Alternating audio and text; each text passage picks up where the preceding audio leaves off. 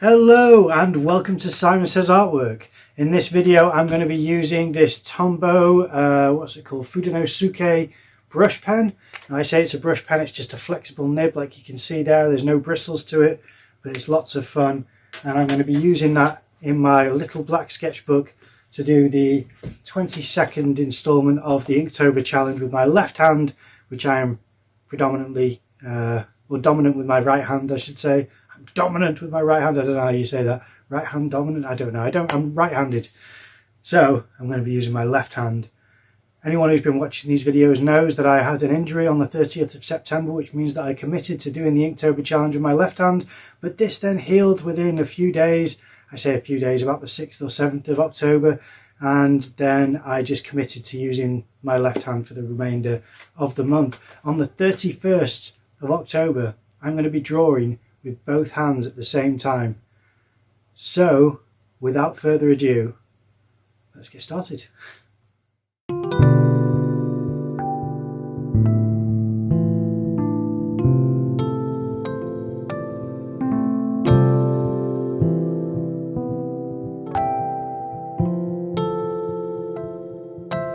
Okay, now when it comes to doing drawings like this, I really do try to consider as much of the perspective and the form of the subject as possible. But immediately I thought, this is not looking right, this is looking like a toy, and it's not how I like to draw vans and vehicles. And I really just started to be very critical of what I was doing immediately, because I thought I really need to try and do this justice like I used to, and it wasn't working out initially. So I just thought, if I plough ahead and keep adding details, then I might be able to salvage it. I've just got to commit to the concept and do what I can, because initially it was going to be something where I thought the style and proportions would really sell it. But then when I knew that that wasn't going to happen, I thought I'm just going to have to start adding additional details which are not made up, but it wouldn't even hurt if it were made up, but just little thin wispy lines to add among the heavier lines, things like that, to really try to add a bit of interest to some of this line work that I'd started to create. So that was my idea at this point, because I thought I've really gone wrong here. And then after doing that, I make another mistake, which is I start to draw the pavement. Really tricky with your left hand, because I couldn't see which way I was going, and it's really just quite hard for me to get my bearings of what I'm drawing. And then I noticed that the car is just at the wrong angle. It looks as though it's pointing downwards, as though it's kind of just crash landing, and everything looks really strange and awkward. So I think, right, okay, now it's going onto a pickup truck. That's the only way that I can salvage this, is to take a note out of the book of Kim Jung-gi, and he's the one who says that this is what he does, and he even does this on a video on YouTube that you can watch. And he is basically drawing a car in a street, and it's an amazing drawing that he's doing, as always. And the car is just tilted unnaturally, so it doesn't align with the angle of the street. So what he does is he puts a pallet underneath the car, as if it's almost a ramp that the car's going up, so that one side is tilted, and that's how he justifies drawing the angle wrong. And a lot of people assume that Kim Jung-gi doesn't make mistakes and it's all perfect and it's photographic memory, and it isn't. It's just a lot of discipline and a lot of practice and a lot of really good observation. I was going to make a video about how I think you should draw if you're trying to emulate how he draws, but I don't know if I'm going to do that now that he's passed, and I'd rather just not seem as though I'm trying to capitalise on his name. I did ask him before he passed away, not long before, and he didn't respond.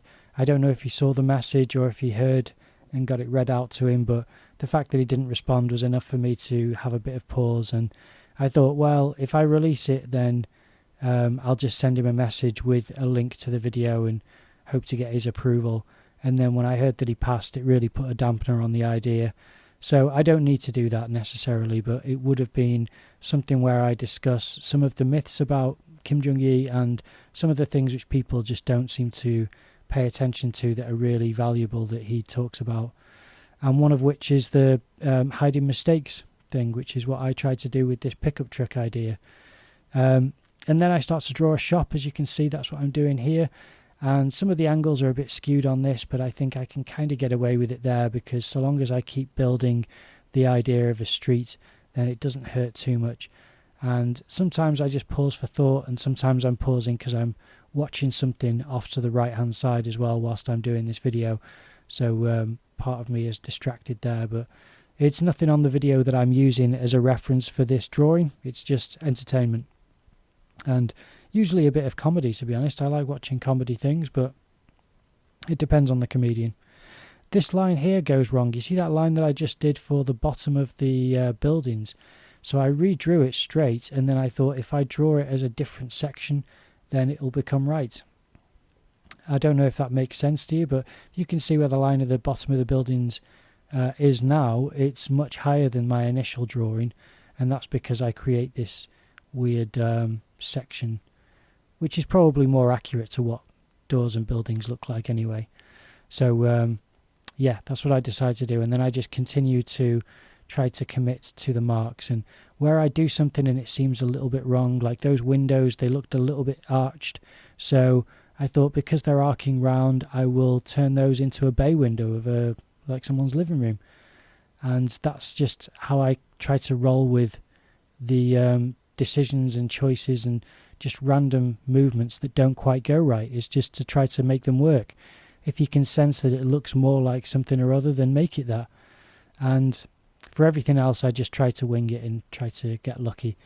Getting all these details in for the pavement, like little bits of boxes where I just see weird little squares in the street sometimes, and then, you know, bits where it's either drains or something. I don't know what's getting done there. And this sign here for the road is a little bit wrong, so I try to make it straightened and look as though it's falling off the wall. I don't know if you can tell some of these things that I'm trying to use to hide it, but it's a thing where I'm trying to keep up with the mistakes and keep an eye on the perspective.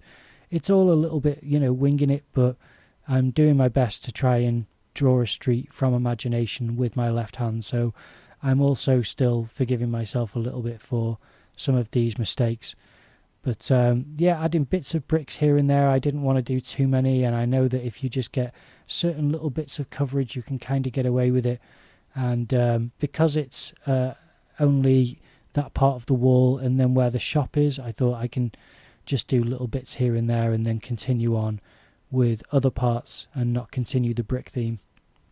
I add a drain to the road, and I have to think about doing writing, and I thought I don't want it to look like actual letters, so I just start to make things which I think are not letter-like, and I don't want it to look like anything from foreign language either, so I just sort of try to make it all curve round and arc in a weird way. I was going to try to think of what to write on there, but that's a whole other job, is trying to come up with a name for something. So yeah, I do that, put a couple of lines into the road, and then try to come up with an idea for a divide for the road, and then that's it. That is my little corner street thing done.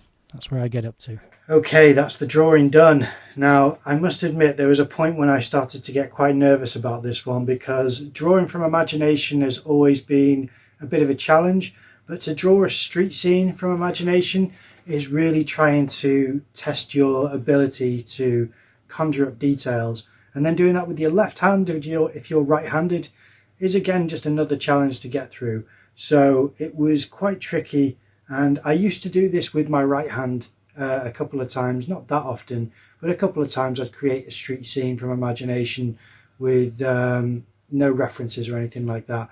But to do this time, I just was a bit out of practice and found it a little bit tricky, so it's kind of a bit sketchy here and there, but I'm going to forgive myself and let myself get away with it as it is.